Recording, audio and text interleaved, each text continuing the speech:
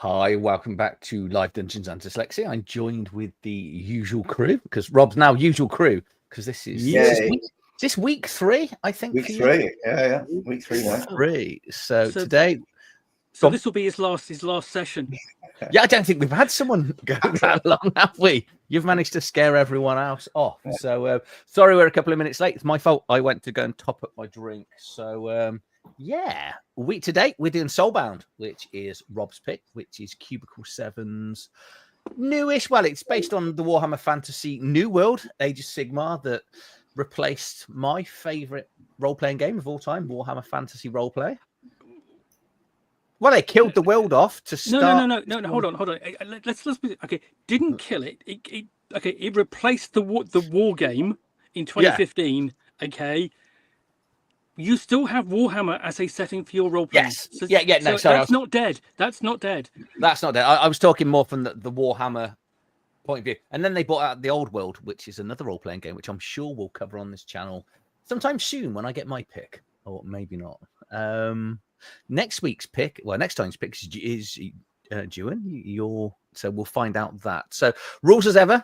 So basically all you need to do is comment during the hour-long slot. At 9 o'clock, we will draw from the random names of anyone that all you need to do is put at least one comment on and still be here at 9 o'clock, because we've had a few people that have won and then not be here. So it's as simple as that. If you are one of my Patreons, whether you're here or not, you get automatically included for a chance to win. And Patreons have won, I think they're probably about 40% of the time. It's a fix.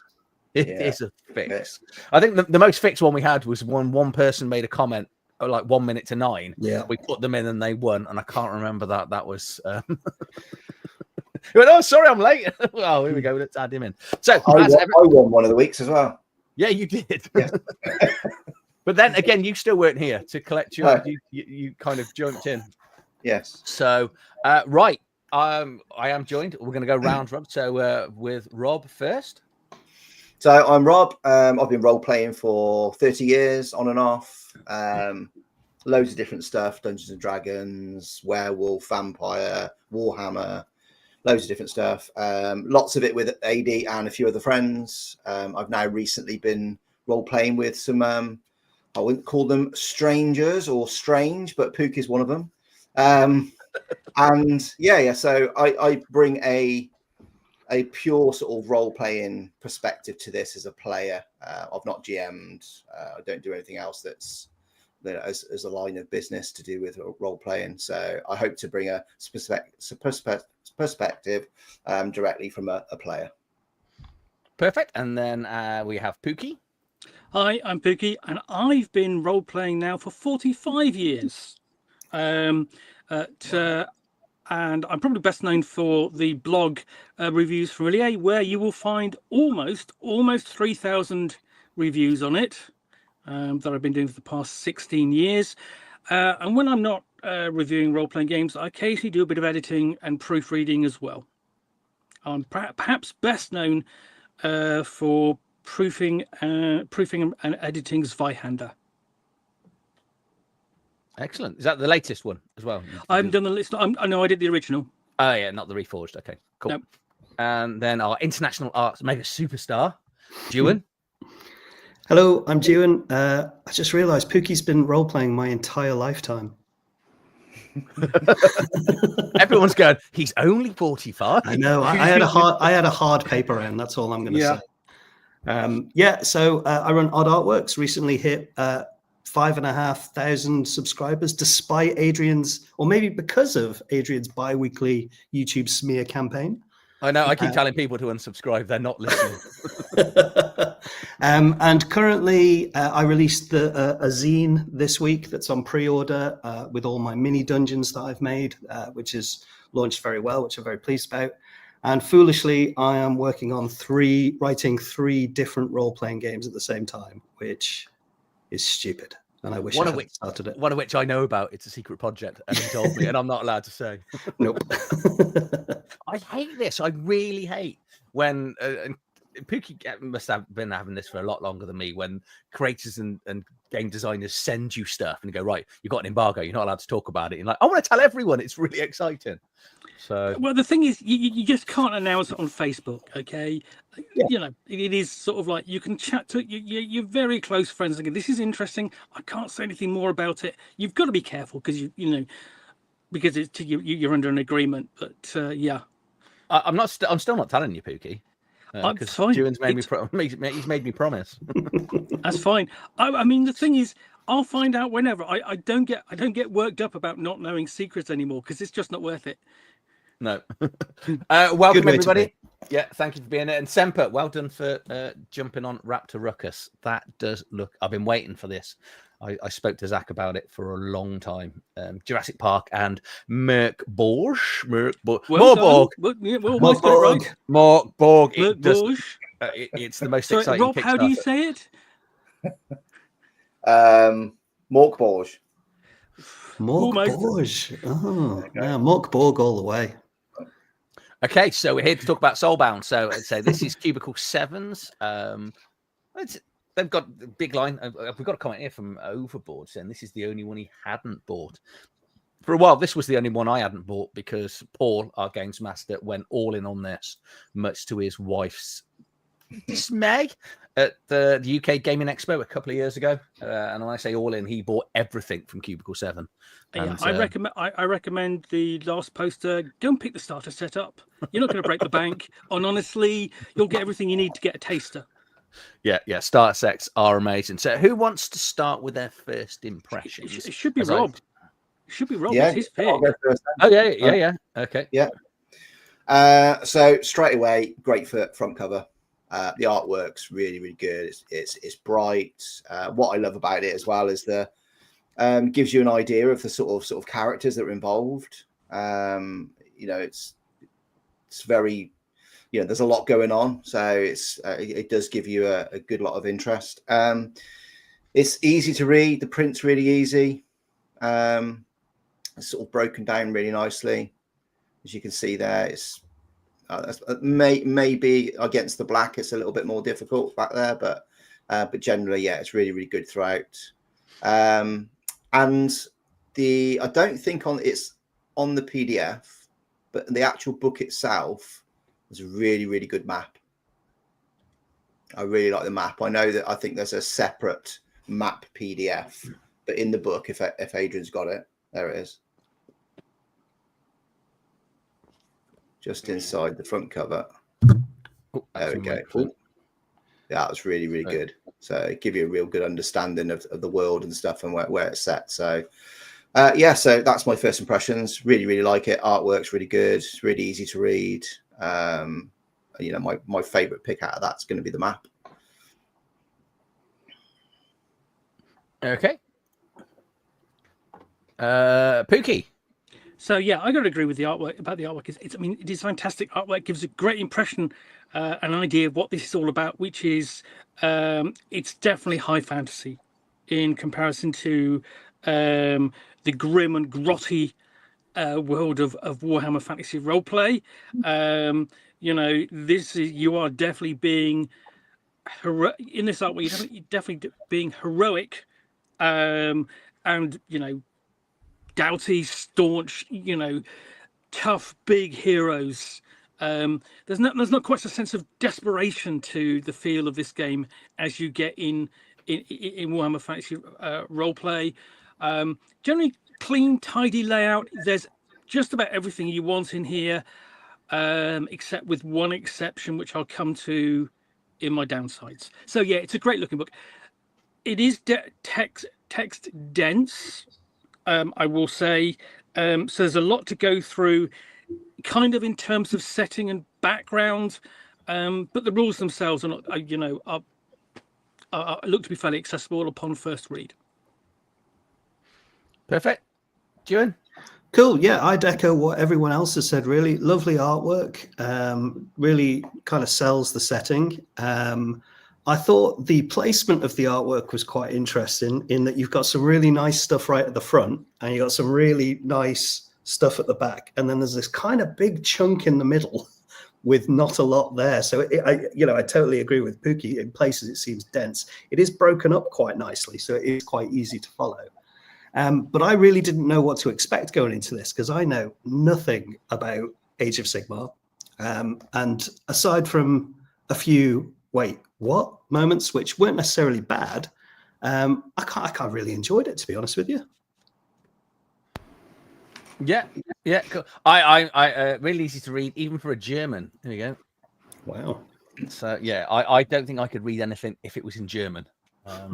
So even though I did a whole year of German at college. So but I need to keep an eye on the names in a second. Right, I'll come back. So yeah, my first impressions was it's a very standard Cubicle 7 book, which is an immense compliment. And I made it sound quite dull, but you know what you get in Cubicle 7 normally: amazing artwork, high quality book. It's stitch bound.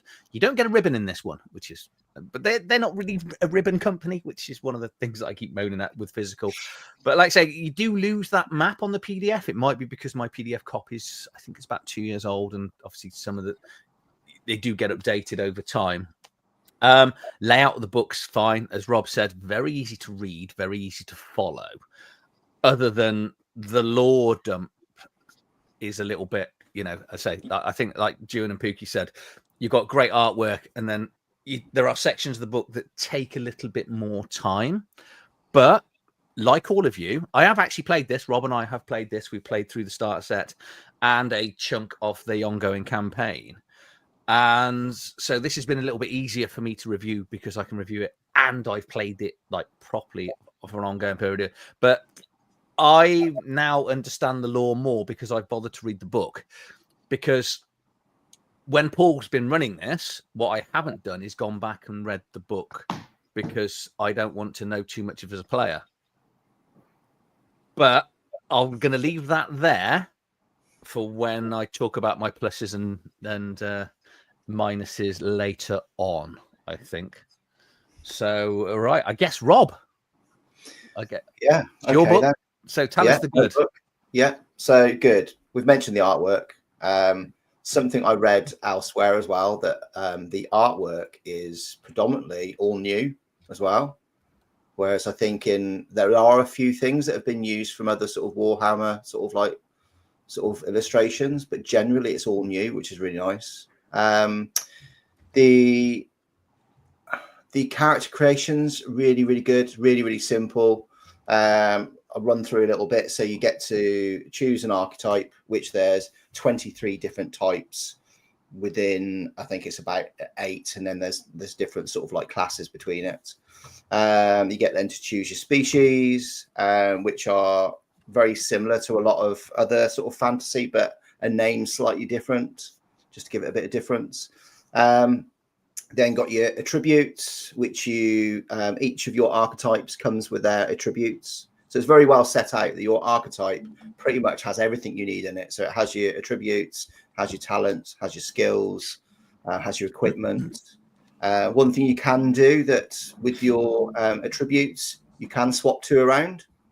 So you can make it slightly different if you want to sort of change your character very slightly. Your equipment, you have it's like a currency called Aqua Grianis. I think that's correct. Nobody knows because they haven't included it in the book. Okay. No, they have. They have. No, Yeah. He's in the equipment, but in the equipment list. No. I mean, there's no pronunciation guides in there. No pronunciation guide. So you're kind of winging it. Could have really done. Personally, could have really done with a pronunciation guide, with particularly some of those species, I think. Yeah, definitely. So, and it's not just the currency. You also use it to heal as well, which I found out, or got reminded about quite late into the campaign that we're doing. All of a sudden, it's like, oh, I can heal with that as well. So yeah. In his defense, that's because my character is the one that wears the full plate armor that flies around, and I need money to buy rockets. So what I haven't done is told the rest of the party they could use it for healing because they were paying. I gave you loads of money as well, didn't I? See, give you loads of money, and then suddenly I realised I needed to use it to heal. So I ran out quickly. As opposed to when I'm generally role playing, my character ends up looking after all the money, and everybody forgets that he has the money, and I wander off with it. Yes, I've experienced that in a game with you. It's just bullied, isn't he? Wherever he's playing. You can then add a bit of detail. So you add your name, and then there's you can roll for your names for each of your different species. Then you can do your physical appearance, your age. All of these you can roll for as well. And then you've got your goals. So you can set goals, short term and long term for your character. Same for the party as well. And then for reaching the goals, you get different sort of experience and stuff for reaching those. Yeah, I mean, that's pretty much standard as you get the same thing in Warhammer Fantasy Roleplay. Mm-hmm. Cool. And you got your connections. What's really good as well is the Soulfire that you get to use as a group. So you're meant to agree on. Yeah, I mean, what I would point out is that the Soulfire is the collective thing that you have because you are all as a group. You are soulbound together, and you work. And that's why you go and do these missions in the game. You are soulbound into a binding. Yeah, I enjoyed that. That was quite good. There was I suppose we didn't really have any sort of moments where we argued about anything. It was quite well sort out, wasn't it? Don't you think? Yeah. It worked well. And then just to finish it off, you've got sort of 10 questions just for adding more depth about where you've come from, sort of a bit of sort of background. And then your finishing touches was then just sort of sorting out your sort of your melee, your accuracy, your defense, toughness, wounds. Trying to think if there's anything else. Well, you've got physical details in there as well, which you can roll for. Yeah. Some fun tables with that. Yeah. So I find that was a real easy way of building up the character. And I think that's all my good. That's what, from a player's point of view, it was, it's well laid out for your characters, easy to generate. There's not too much. You can put a lot of background into it, but you're not lost. That's the difference between Warhammer Fantasy, is that there are so many options, and it can take a bit of time to sort of like decide. Whereas this one, you pick your sort of archetype, and then it's quite straightforward from there. Cool. Pookie? Yeah, I'd agree. I mean, basically, the simplicity of characterization is really quick and easy, purely because essentially it's based around archetypes, and what you are creating in some form or fashion is a heroic character. You are to start out at kind of like a base level hero. You're going to get better.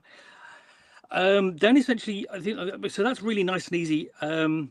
The other thing that I think the pluses is the simplicity of the mechanics, where really what you're doing is rolling a number of 6-sided dice equal to your stat or attribute. There's only 3 attributes, plus the skill, and then you can adjust that skill, the skill rolls as well. Basically, you're trying to roll successes. So if you need, 3 4s, if you've got focus in a skill, you can adjust the results on one or more of the dice depending upon how high your focus is. And stats, the skills are no higher than 3. That's your training, and then you've got your focus, which is no higher than 3 in any one skill. So it's kept nice, short, and simple. So it's fast playing as well because of that. And I think the other thing I like is you do get a wealth of background and detail about sort of like the physicality of the world as a setting. Okay, so you've got somewhere to go and game, and there are hooks and stuff in there which the GM can then go away and develop. So I'm just showing the skill bit quickly. So you've basically got a DN number. So let's say, for example, here we've got a 4-1. So that means you need 1 4. Okay, so the first number is the number on the die that you need to roll. So in your die pool, so a 4 is a success. So a 5-1 would need 5 and only 1 success. But you might have a 4-3, which means that you need to get 4s, but you need 3 of them to succeed in the test. And they'll normally have It might be, say, 3/3 body might, which basically means you take your body, you take your might, put the pool together, and you're rolling that amount of d6, and you're looking to get at least 3s and at least 3 of them, and it is that simple. Yeah, So that's right. No, that's fine. It's fine. So yeah, nice wealth of background and detail in there. You've got a decent bestiary as well at the back, and in general, reasonable GM advice. One thing I really did like, if I can find the quote. Okay, so. There's a brilliant bit I really like, which was, the dice and rules are tools for you to use to create memories. They're little cuboid wildcards that completely flip a story on its head and turn a moment of crushing despair into one of joyous celebration. I think that's a really well-written description of what role-playing is like. They capture the flavor, it's what it's like to play and just, get to that point where everything looks terrible, and then you just pull it out the bag. It's, as they say, with a great dice roll. You get that feeling of elation of going success and cheer, with your fellow players, having saved the moment. Yeah, Ewan? Yeah, I would agree with everyone else. I think the thing that got me was the lore dump at the start kind of threw me to begin with, but kind of suckered me in because I wanted to know more, which was quite good. I also liked how, a bit like what Rob said, how incredibly player-facing the rulebook is. I know that sounds weird, but it's definitely written with a player in mind rather than a GM to begin with. And I think every kind of rule or mechanic they mention, they follow up with an example of how it works, which is hugely important. And I felt like the whole book actually just flowed really well, because it must be close to like 400 pages or something like that. Yeah, 352. 352. Yeah, it's a big book, but it flows really nicely, so it doesn't necessarily feel that big when you're going through it. Really like the random kind of player tables. I thought they were brilliant. And a thing we don't often talk about is I think it's got a really quite nicely designed character sheet. It's really clean. It's not cluttered. It's easy to read. So yeah, a lot of thought and effort's gone into it. But yeah, it's weirdly, I was thinking, how are we going to pad this out for an hour? Because much to my amazement, I actually really liked this. It does seem, across all of the Cubicle 7s, this is the ginger-haired child of their products. And I hate that expression, but I've done it now. But I think unlike the others, it's got a slightly higher bar of entry, isn't it? Because I think if you know the war game, you're obviously going to want it. But because it is kind of, I used to play a lot of AD&D Planescape years and years and years ago, and it's like Planescape dialed to 11 if it was Warhammer. Is the way I would describe it, and that's a niche market right there. So I think it does have a higher barrier to entry just on the setting. Yeah. But it does a good job of presenting it. Yeah, I'm going to save that for a little bit, because I'm going to follow up on that with something. But anything else good? No. I'm guessing your bad's going to be quite small. Yeah, presentation, everything. Like I said, it wasn't a chore to read. When I initially saw the page count, I thought, oh, bloody hell. Thanks, Rob. Cheers. The amazing thing is that you announced it. I sat down and started reading it, and I had a review written it announced on the Wednesday. I had a review written and published on the Sunday. Oh, well done. You did. Yeah. You were very quick. You were like, I've reviewed it. And I was like, I want to go and have a look. And I was like, and I nearly looked today as well. And I was like, no, I'm not going to, I don't want to know. But it like I said, the book flows incredibly well. So it didn't feel like a huge tome to go through type thing. That's all my positives. And again, cannot fault the art. Does a brilliant job. Yeah, there's art for nearly every character, and there's art for every archetype. There's art for practically every creature in the bestiary, and the bestiary will be a certain creature and then a breakdown of sort of minion creatures that are running alongside it. It's got all the stuff that you didn't expect, like your blue and your pink horrors in here. You can fight against, you got all your standard gods, Nurgle, I always call it Tzench. Is it Zench? Zinch now? Zinch Zinch. is how it's pronounced. It's always been Tzench since I was a kid. So, but then I grew up in a small little village, and so. Well, I mean, the thing is, in a small little village, you should know how to spell Zinch, as it's your primary worship. Thank you very much. No, I was more of a Slanesh man when I was younger. Now I'm definitely Nurgle. I'm just about sitting around getting fat. Lots and lots of greed. He's my buddy. Thank you, ear. I'm never going to get your name. My ear trumpet has been struck by lightning. Thank you for gifting that membership. Initially, my good was, and I had this when I did the review of the laundry. Is so both use a D6 pool system, and I love D6 pool system. We know Pookie does. West End Games is his favorite version of Star Wars. So, but this does what great board games do, and Pookie mentioned it when you look at the focus, and focus is dice manipulation, which is everything that I wish Free League had that element of. No, I'm not back. This is not a bash of Free League, but I've always enjoyed board games where your dice roll isn't binary. There is something you can do without just re-rolling, and the focus is absolutely brilliant. It's got 2 meta currencies. The one we haven't talked about is metal, not metal, sadly, metal, which is a currency that goes up as your attributes get better, which basically means every round you can attack twice. Because you get some classes will have 2, maybe 3 around. You'll get 1 back every round. Metal is your ability to do a whole new action. So every turn you're doing 2 full turns. Sometimes you can go 3, sometimes you can go 4, and the next turn you can still do 1 back. Soulfire and the Doom track. The Doom track is brilliant. That is as things go wrong, as the players get a bit more powerful, or if they die. This impending doom comes on in the game, and that actually has a mechanic for some of the monsters to do additional damage, new attacks, and can change the game as well. So as things are getting glummer, it does start to get a little bit harder for the players. The Pantheon section is amazing.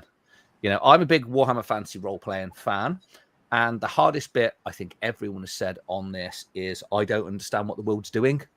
Sigmar sounds familiar. The gods all sound familiar. And this just fills a several thousands of years gap of what happened when the old world imploded. And then this word Sigmar kind of did this world. I mean, view this essentially as a post-apocalyptic version of the old world. Yes. Yeah. The equipment section is amazing because, like Rob said, you've got that a bit with your money being your healing and variety of other stuff, and it powers some of the equipment. But you can have individual flying machines. You can shoot with not necessarily just bows and arrows. So you've got this high fantasy magic world. You essentially, it kind of tends to lean slightly into steampunk. Yes. Yeah. Yeah. So it's not. And that I think is the fine line between people really liking it and maybe disliking it, because this is not a traditional fantasy setting.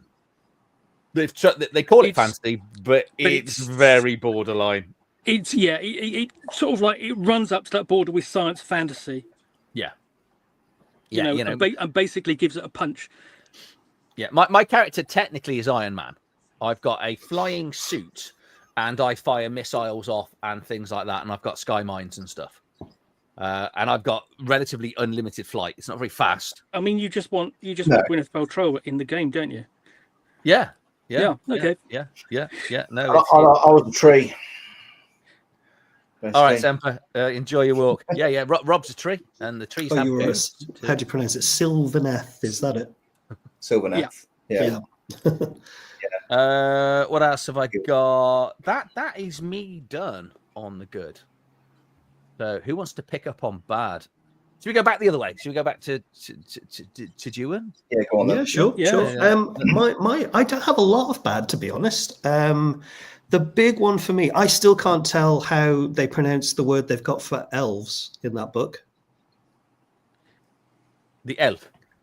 Is that literally it? because I looked at it every time I looked at it, I think I thought of a different way to say it. There's 2 different types of elves in this one, isn't there? Yeah, you've got essentially, I think they're like dark elves, but it's the spelling of it. It's like AE Elf. something. Yeah, it's elf. E-L-F. It's elf. Yeah, elf. Yeah, I really say elf. friendly. Elf. Yeah. Yeah. So yeah, a pronunciation guide nearer the front. If I don't know if there's one towards the back, but one near the front would have been good. For me, the only real bad thing is the setting is kind of so radically different. If you're not familiar with the war game, I think Cubicle 7's Warhammer Fantasy does a brilliant job with their kind of lore dump at the start and really gets you into it and everything. And this kind of gets you, I reckon, 2/3 of the way there. But like, I just needed a bit more information. But at the same time, it did make me want to keep reading to learn a bit more.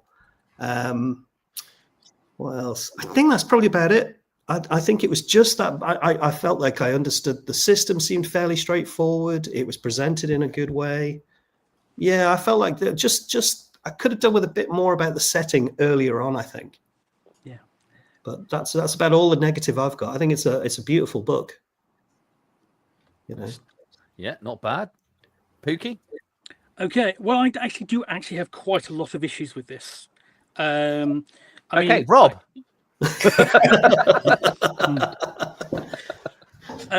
So I agree with you about sort of like just the information presented to you at the start. It's difficult to kind of work out what's going on, and especially if you're making that adjustment from Warhammer Fantasy Roleplay. You know, who's this? What's that? What's going on? Why are these?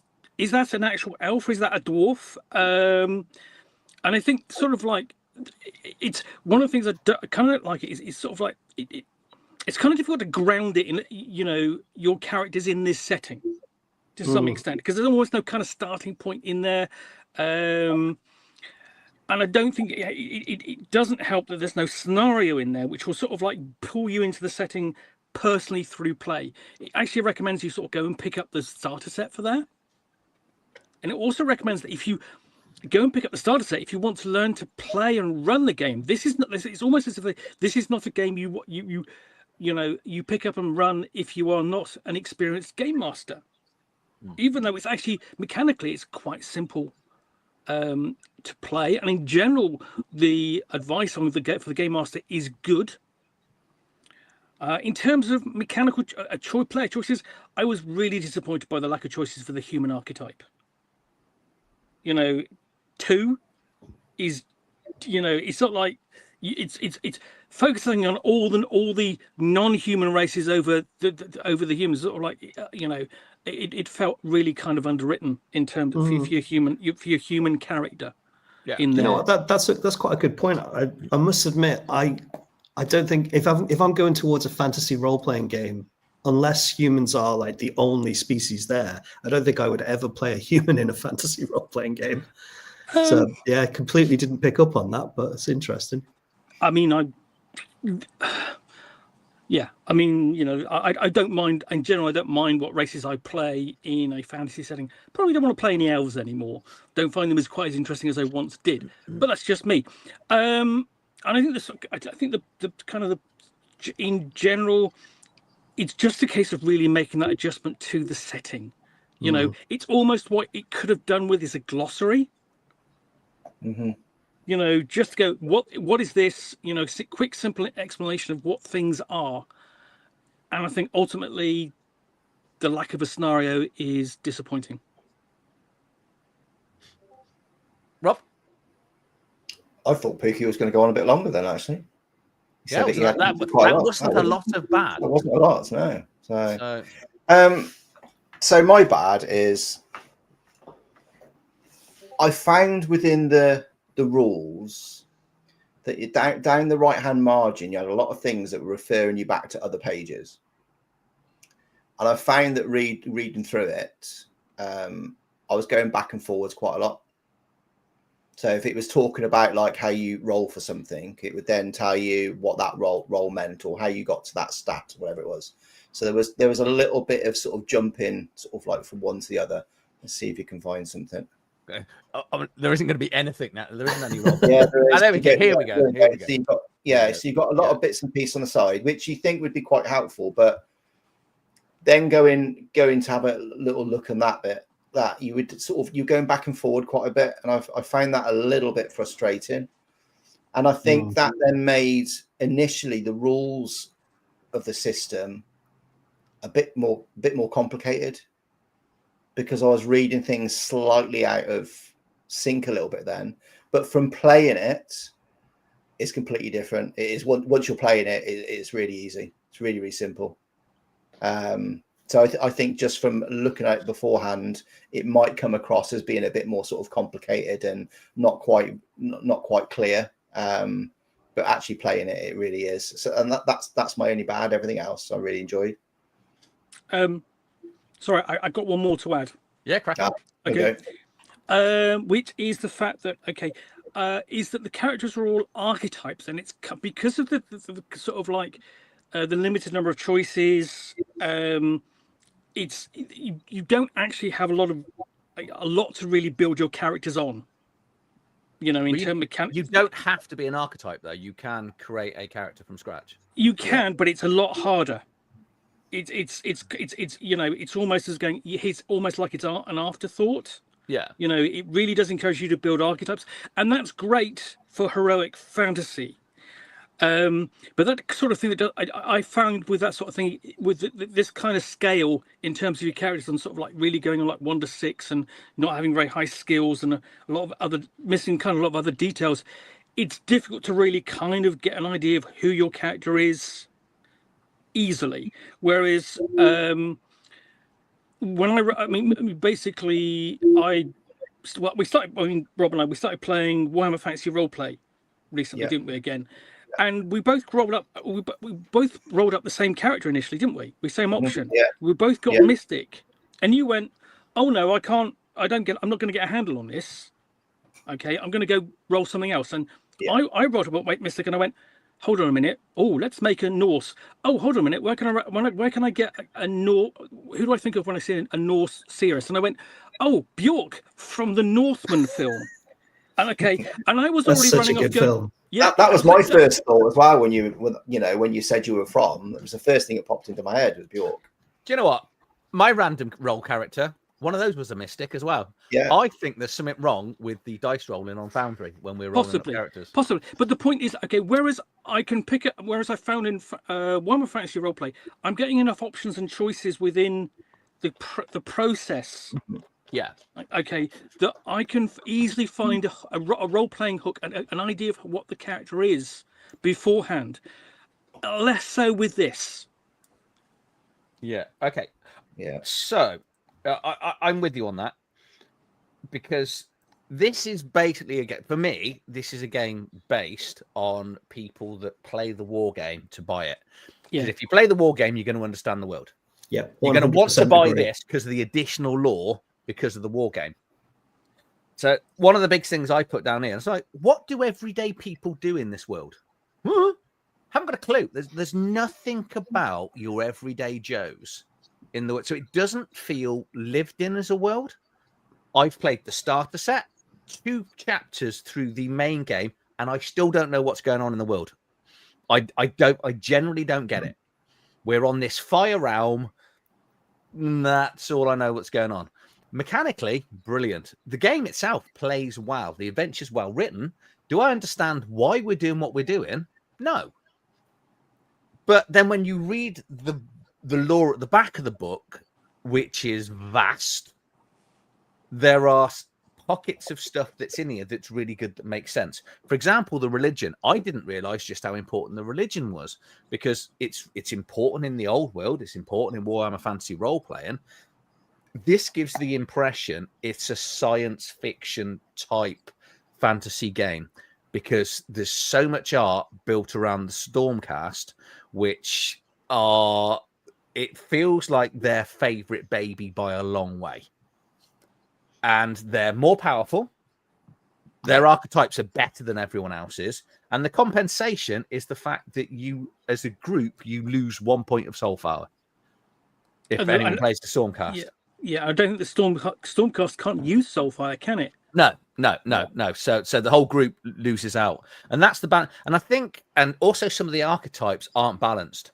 There are some that have got considerably more mine was attributes. slightly Yeah, I was more going to ask tricky. you guys have played it, but yeah, Yeah. just looking at it, and once you get your head around what those numbers actually mean, yeah, some of them seem incredibly overpowered compared to Yeah. some of the others. Yeah. Stormcast, definitely. Mm. Mine was slightly more powerful, I think, than everybody else's in the party as well. Yeah. So if you allow, so what Paul did nicely is he went, you can play anything that you want, but I'm not allowing Stormcasts in, because I don't want them on the table, because they are a lot better than the rest. So I'm not a massive zone person from a combat point of view. It's growing on me because of this.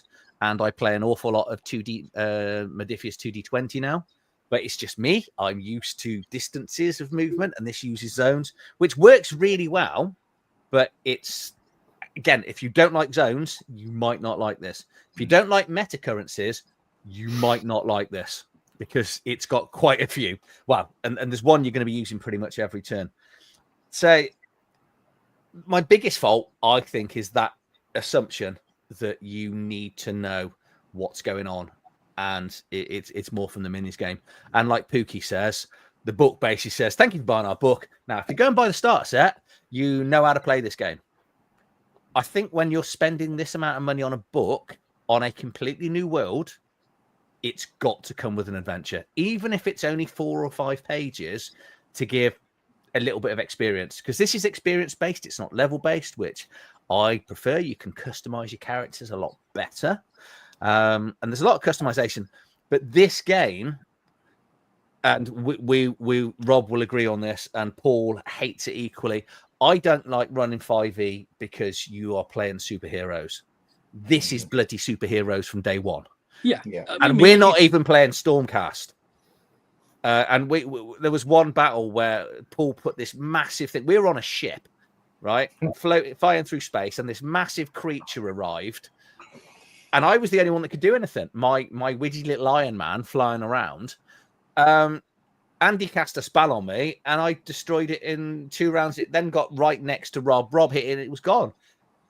And this thing had, I don't even know how many wounds. It was ridiculous. Paul thought it was going to be an absolute challenge.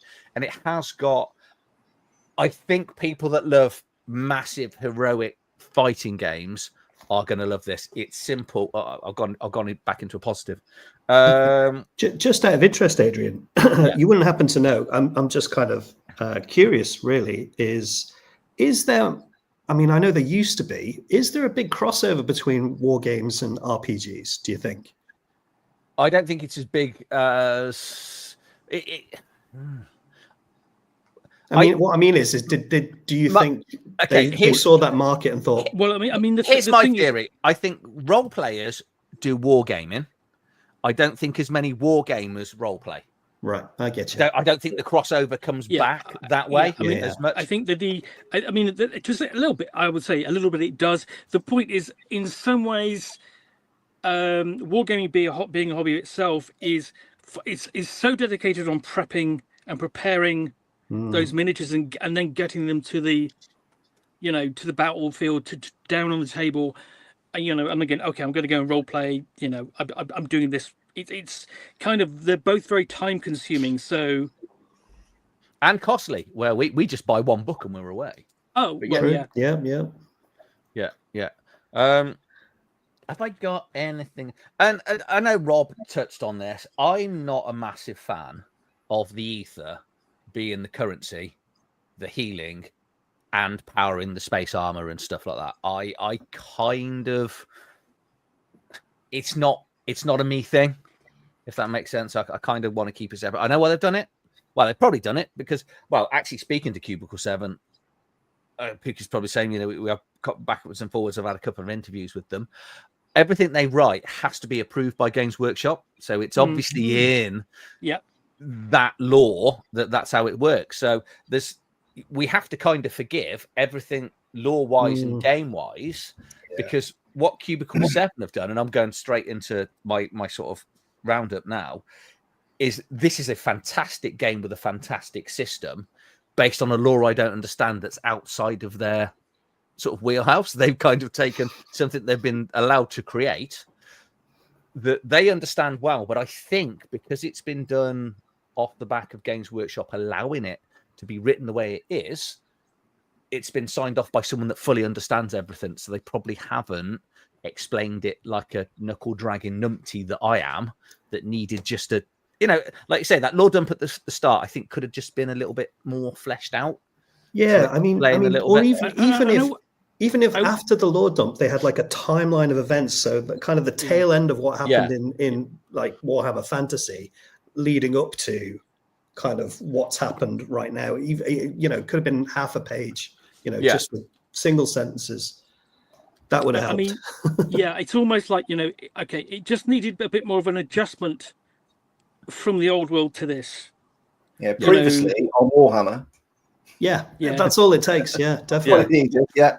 So I think one of the opening things on that lore dump is, and the world ended. And I was like, wait, what? Yeah. You know, it really confused me. They're already on the second edition of this for Games they? Workshop, aren't they? Yeah, they've already killed off the first world and then started the second. I mean, I have to say though, I mean, I was disappointed. If you read up about the war game itself, one of the original rules is sort of like, you know, the player with the biggest moustache had an advantage. And I mean, I don't know whether they've changed that for the second edition or whatever, but you know, kind of go, didn't see that in the role playing then. And this included you could have a false moustache. Yeah, it's great though. It is absolutely great fun to play. Which is why I've been pushing the laundry on my channel and trying to get Rob to play it, because it uses the same system, and it's, you know, something I think we've talked about it on here.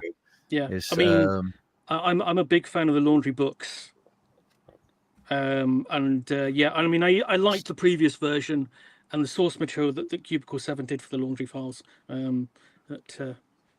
Yeah, and because this system, because when I was talking to Dave about it, he was saying the reason they use this system is because when you take out the metal, so that they've kept the metal in it and they've kept the Stormcast stuff, it's called something else, but it doesn't regenerate. So you only get it at the start of the combat. So it allows, because later in the laundry books, Pookie be aware of this, because it brings in supernatural creatures and vampires and stuff like that. It allows them to ramp it up to the level that we see in this. So yeah, it's a very, very robust system with incredible dice manipulation. Absolutely, but incredibly well explained as well. It's really, you know, you can have great systems, but like until you play it, it doesn't make any sense. Whereas I felt like I read this and I understood it. Yeah. You know, the examples were great. Well. Yeah. The only actually the one downside I've missed out, and this is based on gameplay of me playing and Andy, is the magic system is a little bit not weak. There's not a lot of magic, and it basically goes make your own, which is great, but also can be a massive curse, because Andy has created one spell that is kind of breaking the game a little bit, I think. Wouldn't you agree, Rob? Yeah. And it's making combat quite simple, and all he's got to do is pull this off, and you know we are getting 2 levels adjustments up, and it's a spell that he made up. So it is one of those things that I think, as a games master, if you find that players, if you're watching this, Paul, ignore this bit, but if you're finding the players are finding combat too easy because the spell's been created, you might need to wind that back or change the difficulty on the casting, because when you cast a spell and if it goes wrong, typical wonderful Cubicle 7, you're on a random table that could end in your character dying, which is brilliant. So what's everyone else thinking? The final sort of conclusions from... Well, let's well, we're going to do Rob last since it's his game. So, okay, I'll start. I think this is a really fascinating, fantastic looking game, designed for really heroic fantasy, as it says, in a perilous world. That is kind of a little bit difficult to kind of adjust to if you are used to the old world of Warhammer Fantasy Roleplay. and a little bit difficult adjusting because essentially just because of the density of lore more than anything else. It just doesn't make. It's not as accessible as it could be. Yeah, definitely. I think I'd agree with Pookie on that one. I actually want to know more about the lore, so I'm definitely going to do a bit more of a deep dive on that. Felt the system was good, well explained, but I've got to. I would like to probably play it, but you're right. I struggle to see how the world actually works. That's the part that, I totally agree with you there, Adrian. I just couldn't see, like, there's no kind of, I don't know, commoners or day-to-day life. It's very esoteric. I mean, you may well just go, okay, we are heroes, we are above the commoners. True, but like, I would like to know, are there commoners? I've no idea. Where do you buy food from? Yeah, exactly. Where do you live? That kind of thing is sort of a bit mad. I mean, that's almost like that is almost the complete opposite of Warhammer Fantasy Role. Exactly, and I think that's what threw me, because Warhammer Fantasy is so kind of grounded and grimy and gritty. Yeah, and this is kind of almost it does away with all that, and suddenly you're up on with the gods and everything. It's crazy, You're almost up on a pinnacle. Absolutely. You know what? It's if you take Star Wars: A New Hope, that's Warhammer Fantasy Role-Playing. This is the Phantom Menace, where everything is bloody shiny, nice, and computer generated. Yeah. That's how this world feels. Yeah. No one's dirty. Everyone's clean. Everyone's walking around like the Mandalorian in their shining, brand new armor with no dents on it. It's that sort of thing. I know Mandalorian's different timeline before you shoot me, but you get the point. That being said, about all of that, it is a game I would like to give a try. I definitely don't think I'd be prepared to run it, but I would certainly be up for playing a game of it just to see what it's like, see how it works.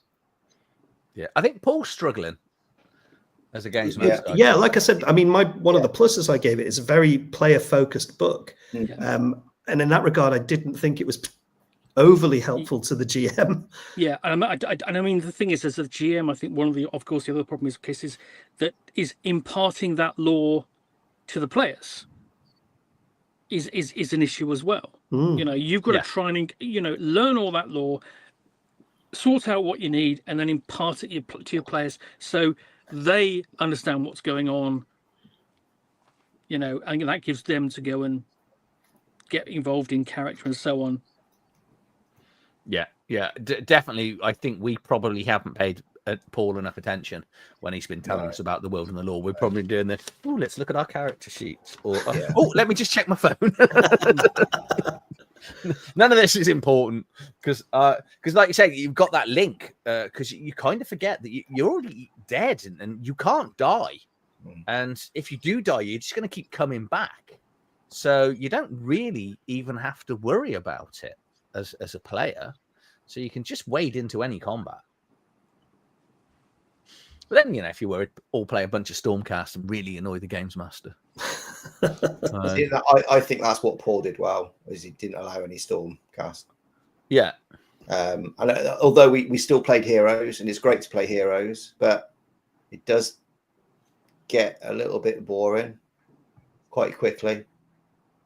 And I think not knowing the same as you, Adrian, not knowing so much about the lore and not understanding it, it almost felt like you're turning up, you're doing really heroic stuff, and then we're going home, and there wasn't much sort of to think about other than that. Yeah. So it's fun to play, but it is great fun. Yeah. To answer Andrew's question, no, it doesn't feel tacked on or underdeveloped.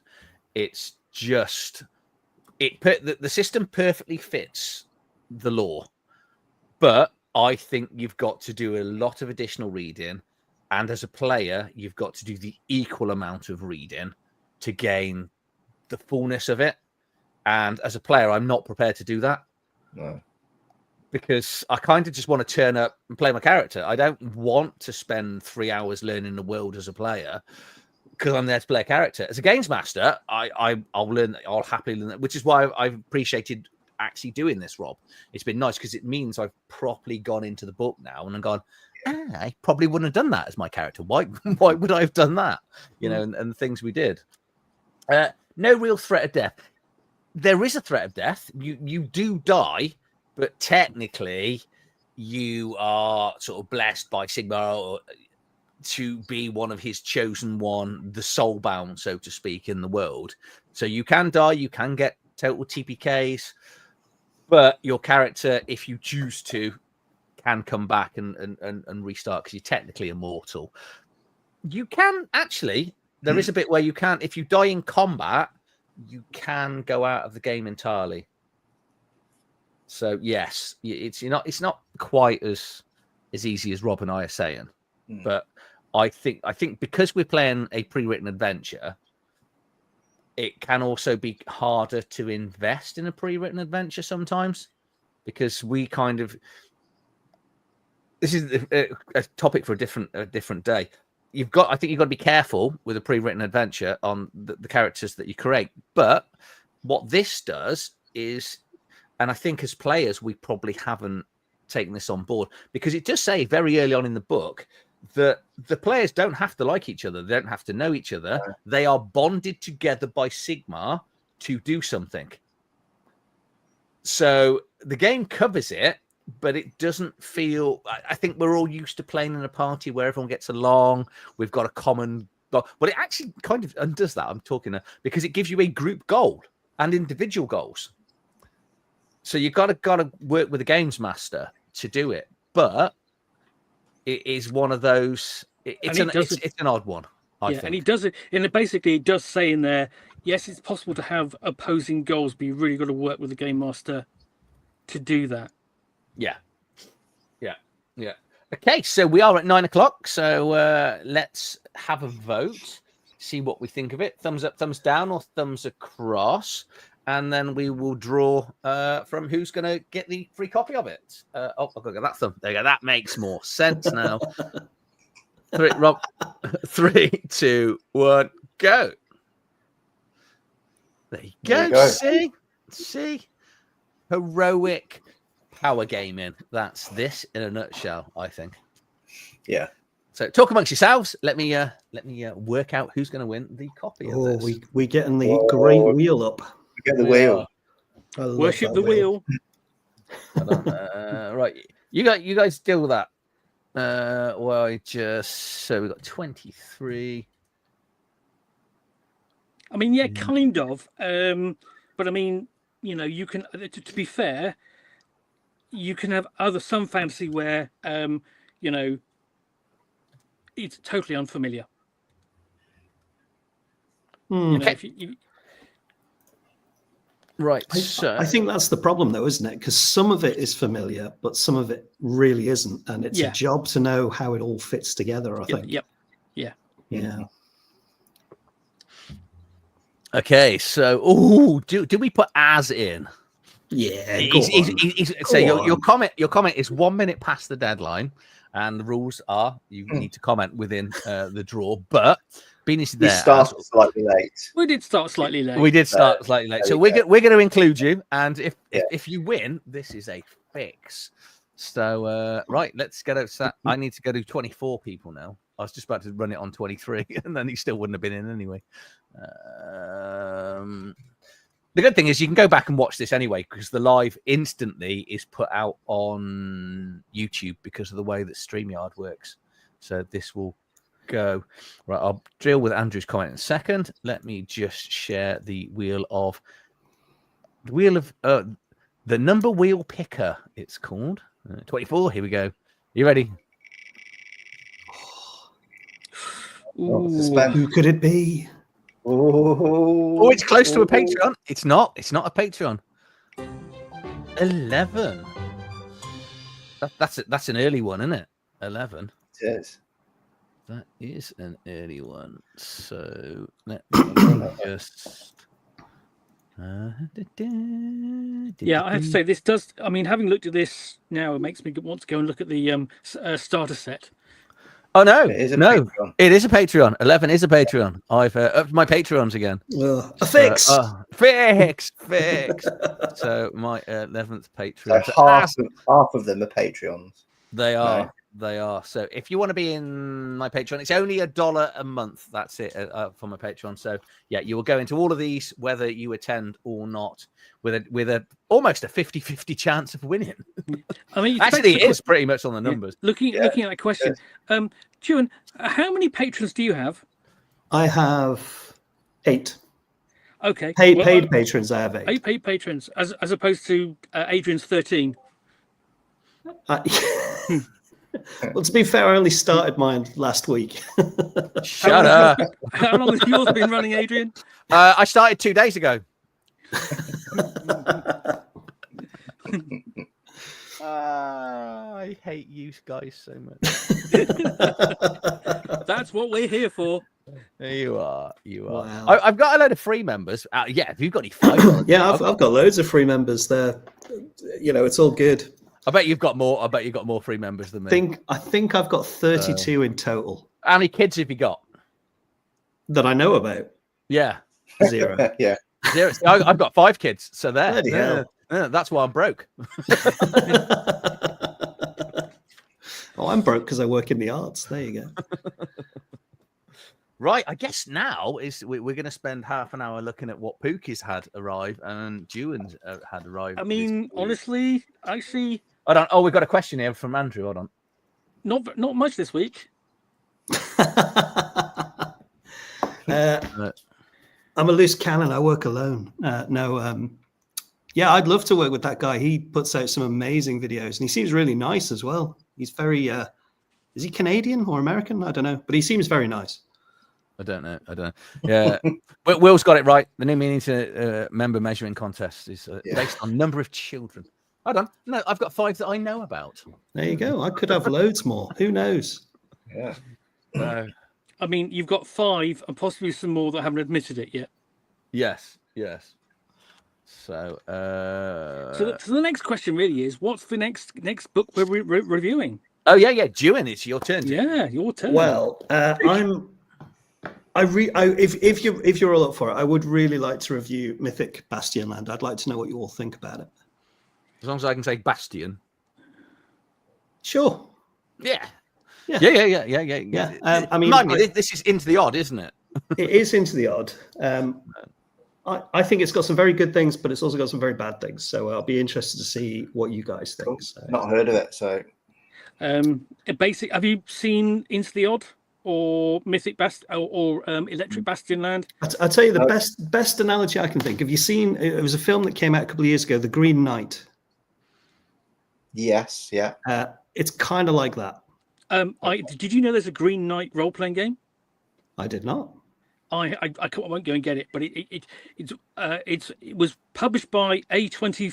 Is it A24? The film studio. Oh, so it's actually, is it based on that film? It's based on the film, and basically it's a starter set. I mean, there's no full role-playing game attached to it, and it's one of the few. So it's a pretty weird film, to be fair. Yeah, it's one of the few role-playing games to be sort of like put out by a non-role-playing game publisher. Wow, I'll have to look out for that. Yeah. You won't find it. Okay. Honestly, it got such a limited release. I don't think it. I don't but even. Pookie has all 10 copies. No, and I don't. 39 of them. Really very lucky. I was at Dragon Meet last year, looking through the bring and buy, just scanning things. And I noticed a bright green box, and I went, "Is that what I think it is?" And I went, "Oh my god, it is!" And I literally grabbed it before anybody else got it, because I've been after a copy of it. So yes, there is that. But yeah, Rob, did you not? Are you aware of Into the Odd? No. It's like Adrian's favorite game. Yeah. Right, there's a copy of the Green Knight role-playing game for $39 on eBay. Is that in the States? Well, it's in dollars. What would you expect? Well, it might not be, but the point is just to bear in mind getting that shipped. Game way. Getting it here might be fun at the moment. Oh, don't even get me started on that at the moment. It's bonkers. Any of my American subscribers that are watching this want to buy this for me and send it over to me as a birthday present. And then stunned silence in the chat. And then I'm going to burn it live on the channel, so Pookie's copy goes up even more in value. Yeah, Into the Odd. You didn't do the Into the Odd, did you? I think there was No. only the three of us. Yes. That did the Into the Odd. Yeah. So, I just remember that you absolutely loved it, Adrian. So I did. Don't spill it. No, not on your monitor. no. This is for those that are here from 2 weeks ago. You may have noticed a bit where I went quiet, and that's where I spilt my lemonade down inside my monitor. So I've had to buy a brand new monitor because a week on being on holiday, it didn't dry out. It probably made it worse. So. Well, what can I say? I mean, you had a sticky monitor, and at least it was lemonade. Yeah, that's what I told my wife. Do you know Hostile from the Zoza games? Yeah, basically, Hostile is a Cepheus or 2d6 system. Basically, Cepheus is the OSR version of the Traveller rules, as in the classic Black Book Traveller. And Hostile is a near future setting, which is like the setting of Alien, but without the xenomorphs.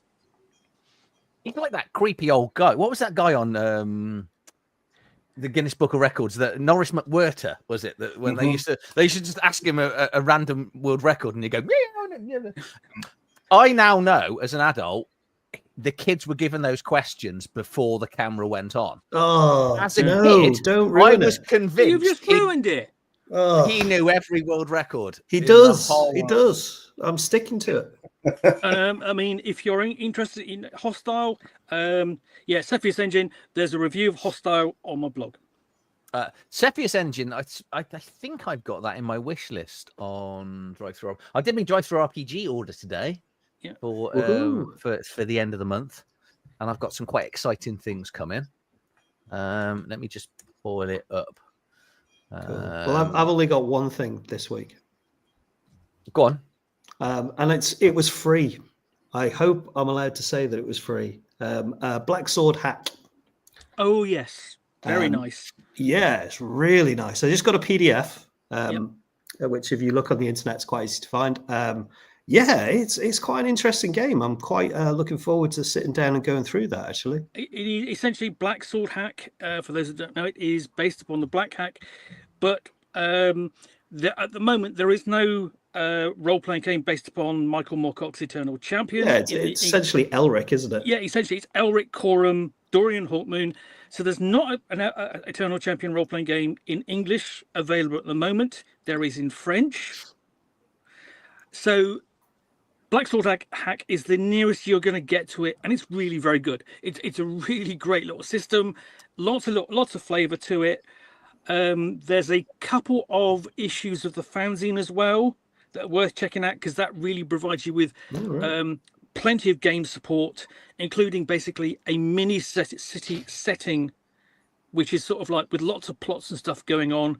And then that was in issue 0, and then they went, oh, let's have some more content for it in issue 1.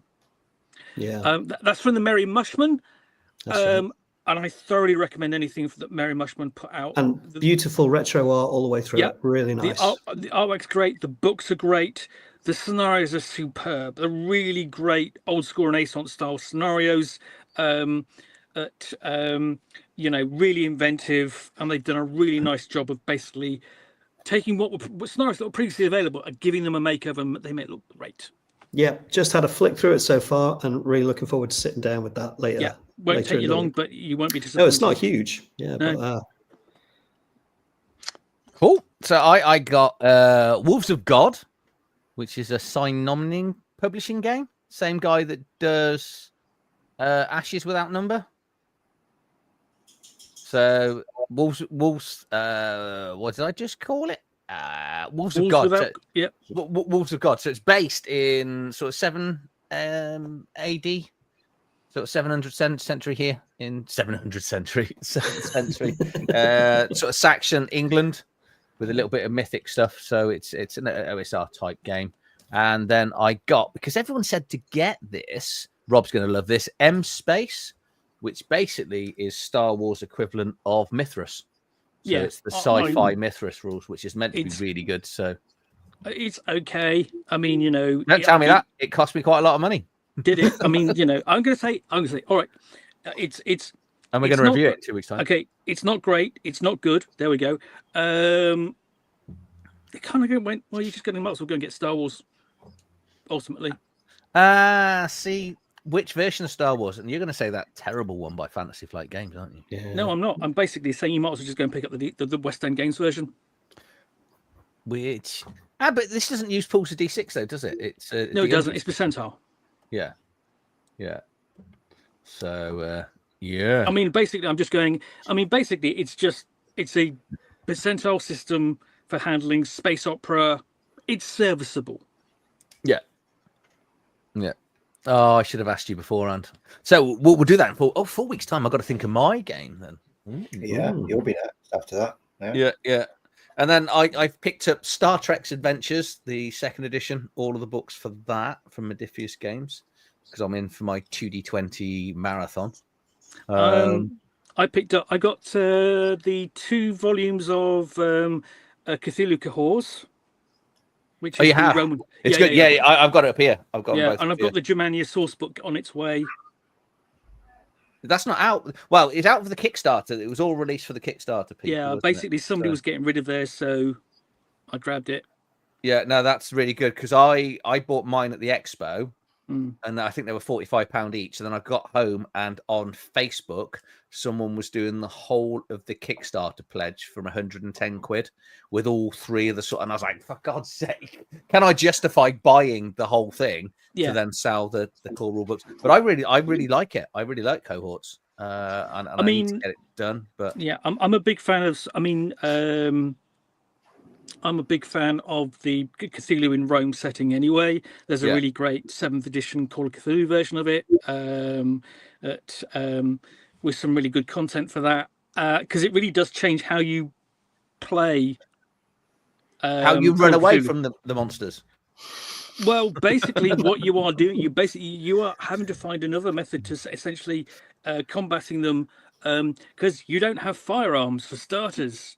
No, and everyone goes, stand behind the slaves. That's how that works. Yeah, right. That goes down with a lot of the audience for that. We're not allowed to mention the fact that Romans had slaves. Is that what we're saying? No, we're not. But basically, using them like that as canon, as basically cannon fodder, probably not frowned upon. Yeah, I think it's looks like a really good, and the thing I really like about it, the fact it's compatible with Actung, and it's exactly the same world as Actung Cthulhu. So at some stage during my campaign setting, Rob, you are going to be thrown back into Cohorts with your modern day characters, and I'm going to stick you into the Roman world, and then you're going to carry on from there with all your guns and your firearms, trying to work out how to become with Romans, as Eddie is. With my whisper gun. With my whisper gun. Yeah. But everything's going to run out. You're not going to use it, are you? Because everything's going to run out of ammo. Well, I mean, basically, it's going to be like that medieval scenario in D&D, but they talk about with basically your classic fantasy characters against a bunch of Germans with a Panzerfaust and a, half track. Yeah. Nah, just go all Ash Williams in World of Darkness with it. Mm. Yes. Yeah. Oh, there's a role-playing game based on that, isn't there? I think there is, yeah. There is an Army of Darkness role-playing game. Yeah. Army of Darkness, yeah. Eden Studios. Yeah. Cookie, you should go for some kind of world record about knowledge of role-playing games. You know everything. Oh, no. There is, you should go on Mastermind. I was going to say, they still do Mastermind because Specialist subject is role-playing games. Yeah. I mean, yeah, but the thing is, they'll come up with stuff that I don't know, and I look like an idiot probably. No, because you do one of those narrow things. They're role-playing games from 1992 to 1994. Because some of these, when you watch it, some of these people go, "Oh, the books of Harry Potter between the first one and the third one." What? Just one book then? You know, people that lived on my street in the last week. That's my specialist subject. I still don't think you do very well on that. No. I mean, I certainly not this week because you'd have all the protesters out. Oh, no, there's no protesters not out. Down this street. Not down in my street. Well, would Adrian even need to do it? I mean, are you still Lord of the Bins? Yeah, I still have all 5 of my plastic bins. Yes. Yeah, well, why do you need Mastermind? You know, you got 5 bins, or as normal people call them, children. Are you going to school? Yeah, yeah. Take all this rubbish with you and dump it in a Oh, hedge on the way. I to see how it school. works now. That's hold on. This is still on the internet, isn't Don't it? dirty my bins. Yeah, because my neighbour's still got my direct neighbour. I'm pointing like because you know where his house is. We've only got one neighbour because we're the first house. So yeah, they've got the small bins. So every time, The peasants. well, yeah, because I work Peasant from home. bins. As soon as the bins are taken by the bin men, but every year I buy my bin men a big box of Stella. Oh, So they take whatever I put outside the house. bribery and corruption. No, but they it's it's a tough job, you know, because when it's hot, it's horrible. When it's cold, it's horrible. When it's raining, it's horrible, and they get grief for people for, you know. Yeah, We're not too bad where we live, but certain towns, you know, we hear stories where they won't take the bin if the bin's even slightly open and stuff. And I just put anything outside the house, and they take it because I bribed them with Stella. How often do they take your bins over there? Mine every day they drive past because they think they can get more Stella. Considerably more than Pookie because he lives in the middle of Birmingham. Wow, because over here it's every 2 weeks. We're every week. Sorry, Yeah. we get a. I don't know why we're talking about this. I don't care about your bins, and you don't care about my bins. How is this? Sorry, is you know, unless there's a bin. We're grumpy old men just moaning about shouting at clouds. Unless there's I'm researching a role-playing game about bins. Yeah. Oh, you should do a role-playing game on Common as Muck, that 90s TV series. Oh yeah, that was. Well, did you see there's going to be a role-playing game about the peasant revolt of 1372? Yes, I downloaded the free copy of the rules. They're really good. I'm looking forward to looking at them. I mean, they do another role-playing called Mapper Monday, which is about exploration, which is really nice. Yeah. Lovely artwork, and it's all about exploration and basically connecting sort of like the old and the new. And you don't get any XP for doing combat or anything like that. No, it's really good. Yeah, we met the designer, I think, at last year's expo. Really nice guy. Yeah, and they kindly gave me a copy to review this expo because I talked to them previously, and then they were talking about basically this peasant revolts role playing game, and I went, yeah, I'm up for that. You know, I really like the sound of it because there's a definite interest right now in that style of setting because you've also got Doomsong. And Doomsong is one I'm really curious about because we may be doing it with our government. I think is what he's trying to say. Oh no! I just said that on the internet. If I'm not here in 2 weeks' time, I'm in prison. So, yeah, this is absolutely stunning, and it's 90 pages as well. This is a big freebie that's available. Wow. It's on. Is this on Kickstarter or Gamer? I can't remember. No, I can't remember either. So, but you've also got there's another one called Teeth as well, which is sort of like cleaning up the dead, in a corner of northeast England during the 18th century that the government don't want you to talk about. Oh, cool! Wow. Yeah. What was that called? Teeth. Yeah. I'm gonna have to go and find what this is on, so I can share it. I think it's on. I mean, you can download it on drive-through. Is that where it's on? Is it? I think so. Yeah. Corner. Have a look. But it does look really good, doesn't it? Yeah. Yeah.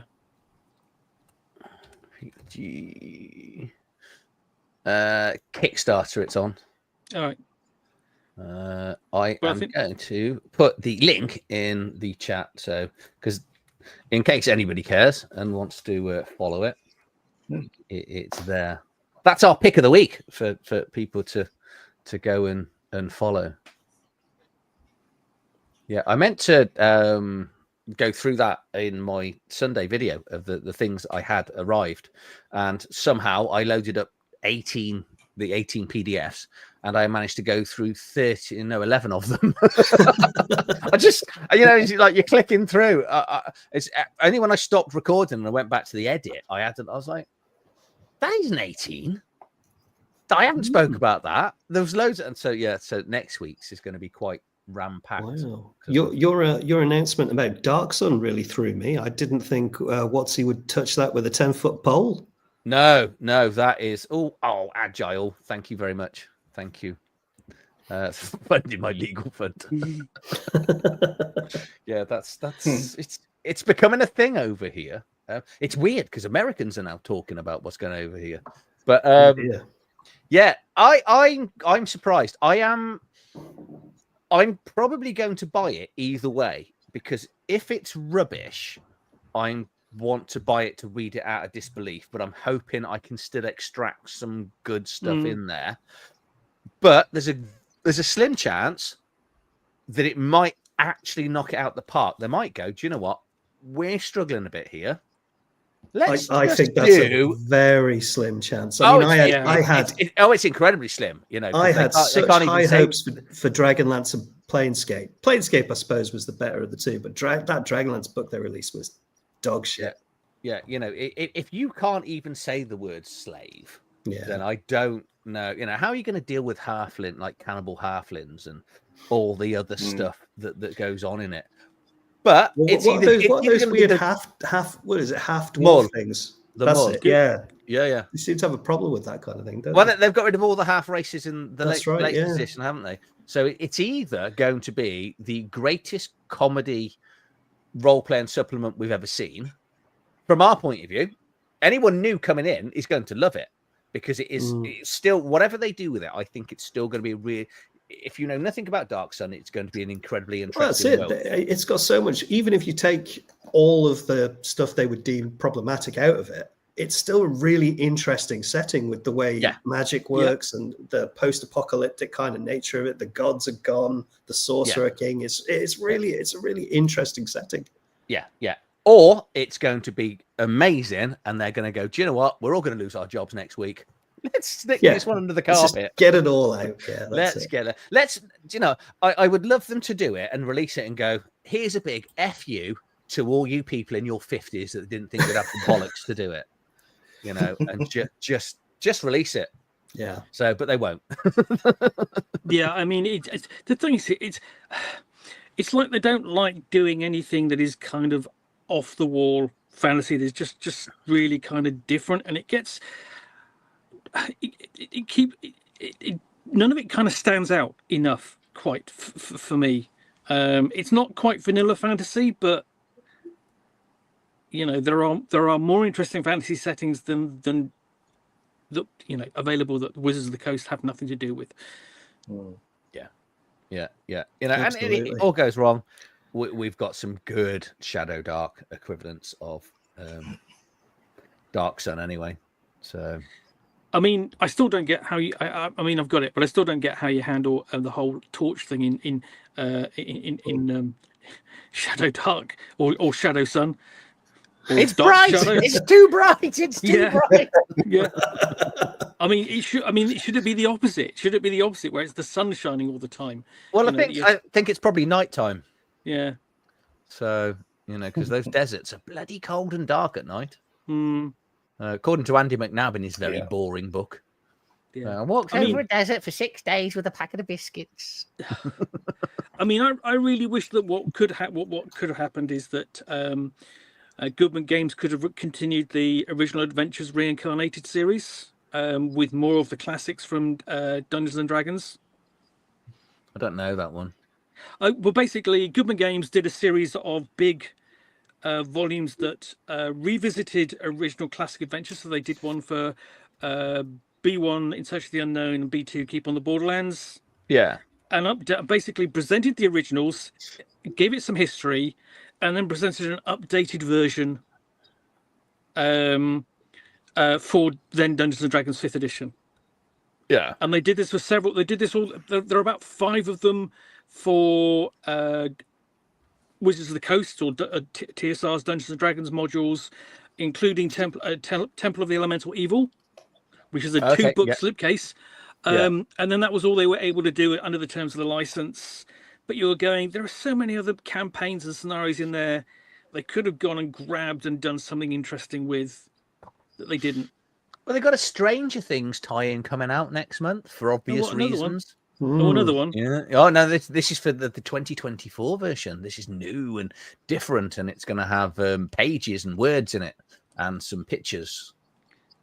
So I don't know. It's generally it's got to be quite a terrifying time for Wizards of the Coast, because they've got a bunch of people in there that don't seem to really. Well, this is the thing that always amazes me. If you buy an IP, you're not buying an IP, you're buying a fan base, as far as I can see. So why wouldn't you just go, well, here's a fan base, let's expand on that fan base? But what they tend to do is go, well, hopefully these people will buy regardless of what we do. So let's try and generate a new fan base and just hope it pulls through. And it's weird. It's the corporate thing. So they're owned by Hasbro, and Hasbro are obsessed with, or just most big corporations, to be honest, they're always after more and more people, and they kind of think once somebody's in, they're in. They don't worry about after that. They forget that we will drift. Yeah, but they're also trying to make D&D as popular as Magic, which is never, it's never going to bring in the money that Magic does. However, I mean, just sorry, the big sorry, go on, Pookie.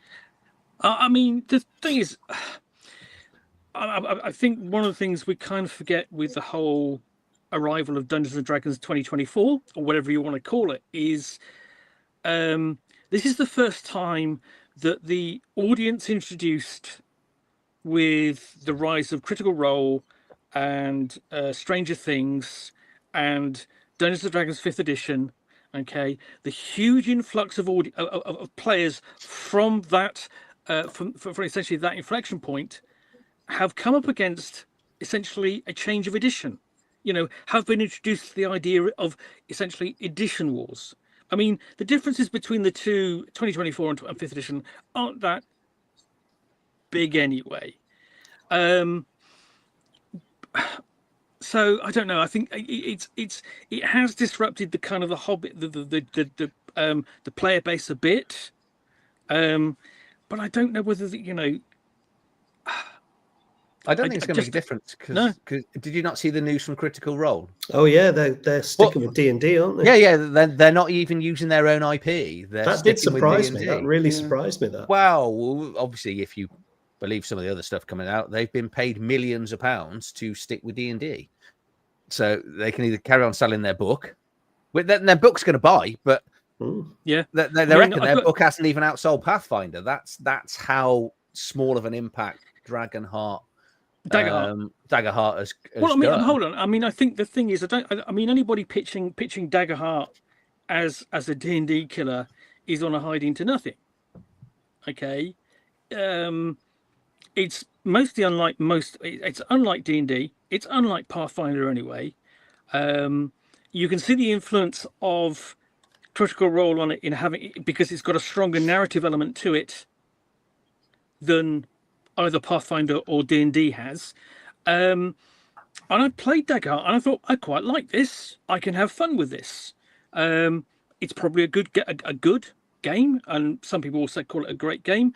But on the one playthrough of one session, I thought, I really like this. I'm looking forward to seeing the proper game. When it actually comes available again, that's the biggest problem with it at the moment. And the other thing to remember is it's only been out for about 3 months, hasn't it? Yeah, exactly. Yeah. But we don't know how big the print run is either. It's very easy to go. We've sold out, and our next print run is sold out. I mean, if you go by that logic, Quintessence has outsold Daggerheart. Yeah, because we're on our 4th print run now. I mean, we don't do very big print runs, to be fair. I can imagine. I mean, basically, your typical print run is rarely more than for most companies is no more than 1,000 books. Because honestly, there is over time there's a decreasing. The sales will drop off, so you are stuck with these books in storage for longer and longer periods. Yeah. I mean, of course, something big like the Player's Handbook. Well, of course. That you're going to have that in stock and just be shipping that out over and over and over because it's the biggest role-playing game in the world. Of course, yeah. Same again with I mean, all right, even not the same in the case of Pathfinder. Pathfinder, actually sold out because of the ruckus over the OGL beginning of last year. So it does happen even to the biggest of companies. Yeah. Do you know what? It's nice to have this without having Jay swearing all the way through it. I don't know. I miss Jay swearing. My YouTube feedback from YouTube doesn't. Yeah. I do like it when he just loses his mind over something quite. He does, doesn't he? He does really hate unimportant. Wizards of the Coast. So I'm hoping Wizards. You know, I think we all know D&D's not going anywhere, and I hope it never does because. Yeah. It's the cornerstone of getting people into the hobby. Yeah, Yeah, I just hope they pull their heads out their asses and. I'm interested to see what the new starter set's like. From what I've heard, expensive. What, D&D? Yeah, your average starter set these days is £20 to £30. Yeah. I've just picked up the Star Trek one for £20.52. Yeah, your average starter set. I mean, the D&D starter set is going to be closer to 50. Wow.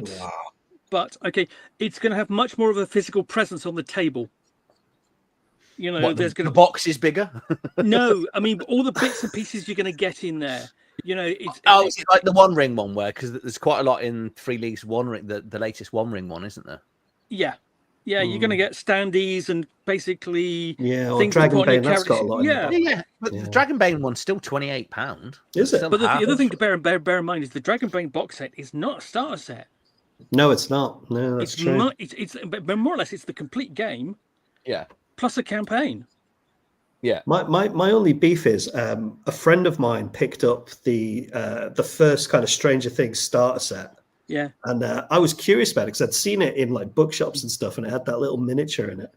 And he said it's the biggest ripoff he's ever had. So you open the box, and I'm not kidding. It's got that miniature in it. It's got a set of dice, which is good, and then it's got like the thinnest, most basic rule leaflet you can think of, and then a couple of booklets, and then the rest of the box is like a step of cardboard to make it look like the box is full.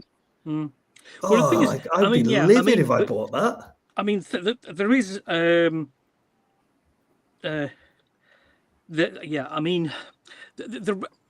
box sizes have to be about a certain size because you in terms of manufacturing and also having their presence on the shelf, at your local game store.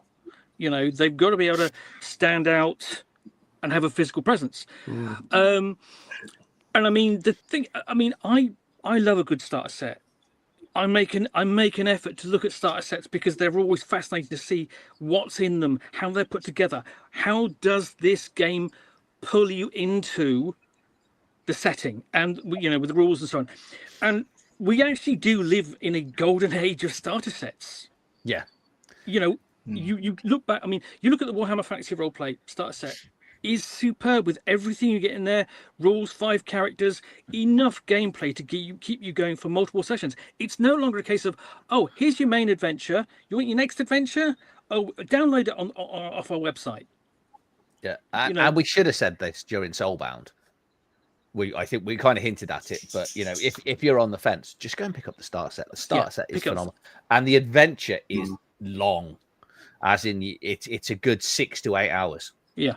Then you look at the RuneQuest role-playing Goliath starter sets and the Call of Cthulhu starter sets.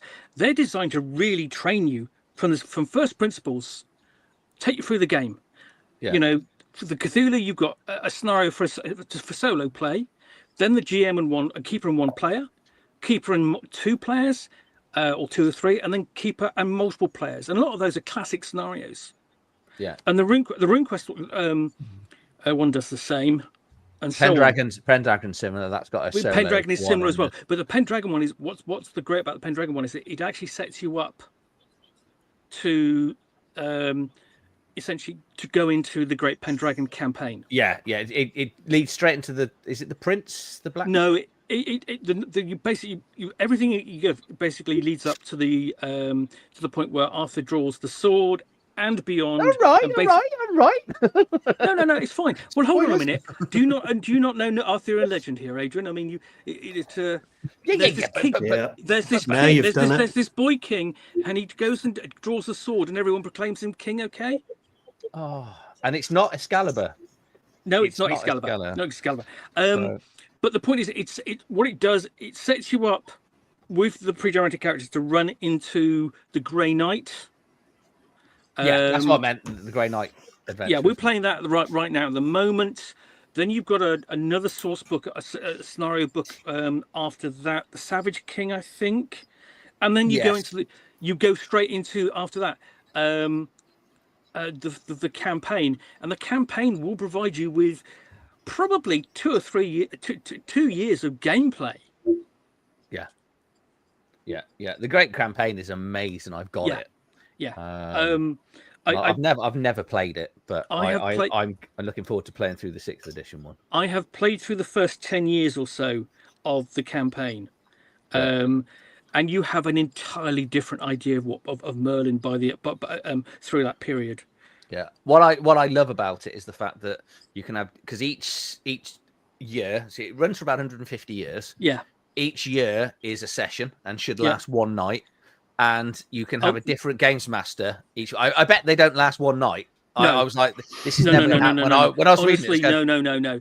In principle, you're 2 to 3 nights. This is going to take 10 years to do, I reckon. Yeah. Honestly, there are sessions where it's just one. It will be one session. You play through the mini encounter, and then you go and do the winter phase at the end. No, there are longer scenarios in there, and more so now if you use the battle rules. They're a little bit different. They're a little bit, I say, awkward to set up and run.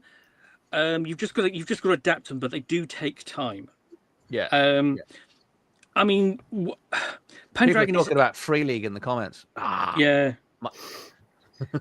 Oh, the Forbidden Lands box set. I mean, I've never played it, but it is. I cannot fathom how they produced that for so cheap. That's amazing. It is amazing. It is. You got like the leather-bound books. Yeah, well, we mean faux leather. Yeah, faux it's leather, an incredibly well-produced box. But I mean, the thing is, that's not a starter set. That's the game itself.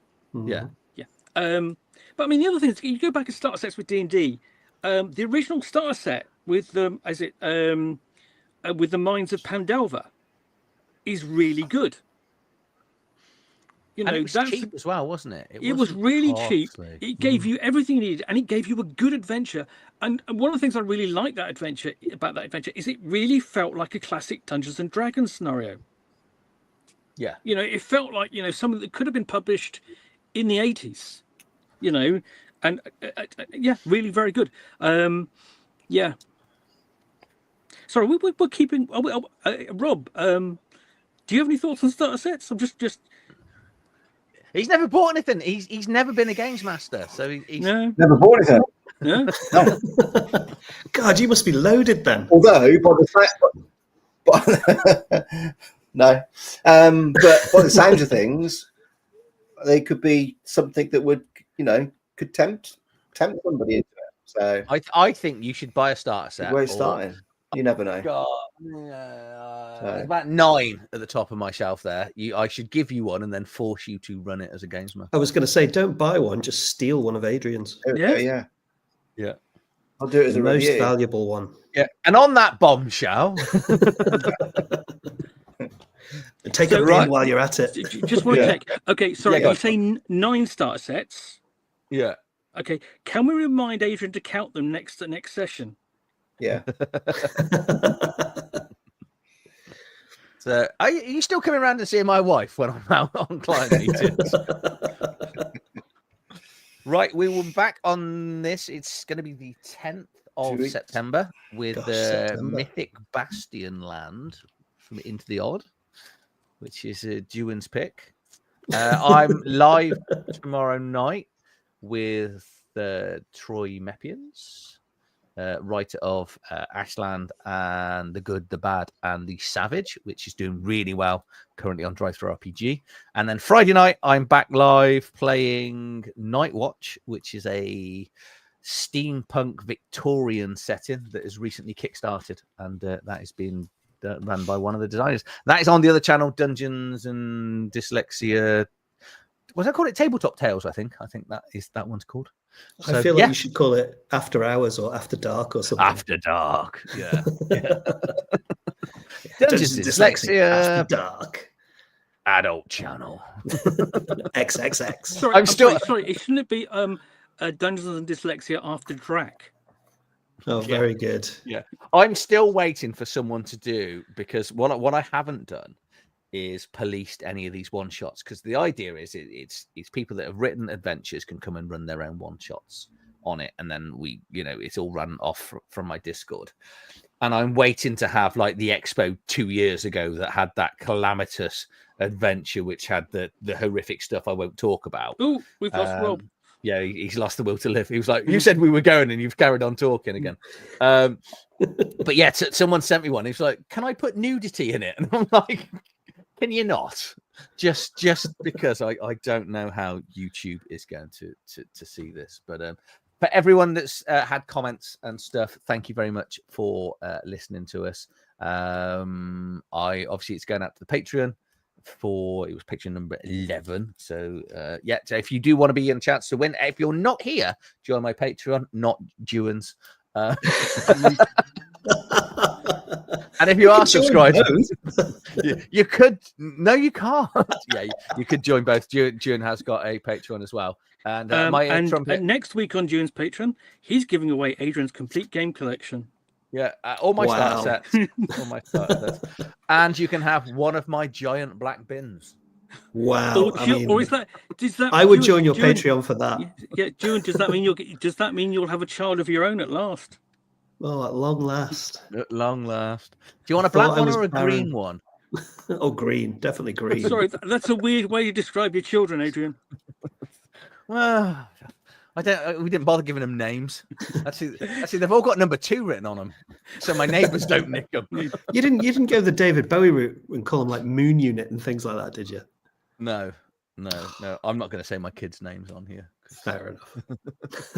Right. Thank you, everyone. Pookie, Dewan, and Rob's internet went off. Yeah, his internet went off. Oh, does it? Okay, perfect. Thank you, everyone, and we'll be back 2 weeks' time, say, with Mythic Bastion Land. Thank you for watching.